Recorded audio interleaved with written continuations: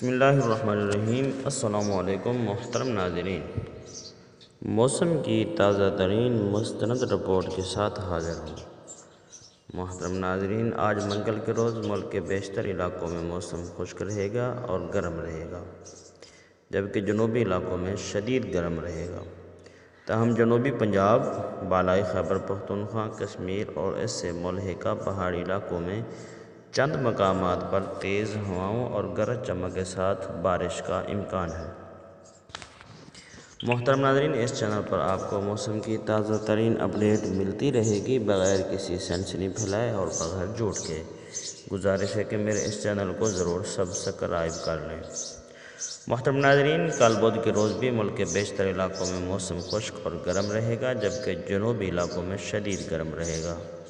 تاہم جنوبی پنجاب، کشمیر اور اس سے ملحقہ پہاڑی علاقوں میں کل بھی چند مقامات پر تیز ہواؤں اور گرج چمک کے ساتھ بارش کا امکان ہے۔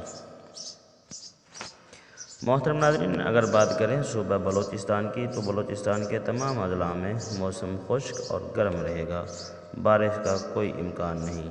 اگر بات کریں صوبہ سندھ کی، تو صوبہ سندھ کے بھی اکثر اضلاع میں موسم خشک اور شدید گرم رہے گا۔ تاہم آج بعد از دوپہر سکھر، خیرپور، سنگڑ، میرپور خاص، اسلام کوٹ، نگر پارکر میں مطلع جزوی ابر آلود رہنے کے علاوہ گرد آلود تیز ہوائیں چلنے کا امکان ہے۔ محترم ناظرین، آج منگل کے روز کشمیر میں چند مقامات پر تیز ہواؤں اور گرج چمک کے ساتھ بارش کا امکان ہے۔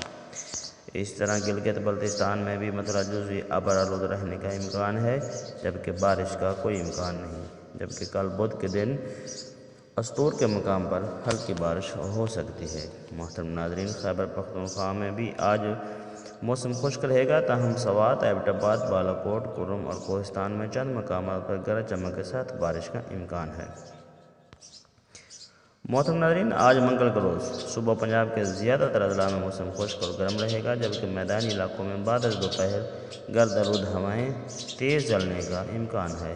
جبکہ بہاول نگر، بہاولپور، لیا، بکھر، ملتان، وہاڑی، راجن پور، ساہیوال، قصور، لاہور، اکاڑہ، رحیم یار خان، مری، کلیات اور گردنواہ میں چند مقامات پر تیز ہواؤں اور گرج چمک کے ساتھ بارش کا امکان ہے۔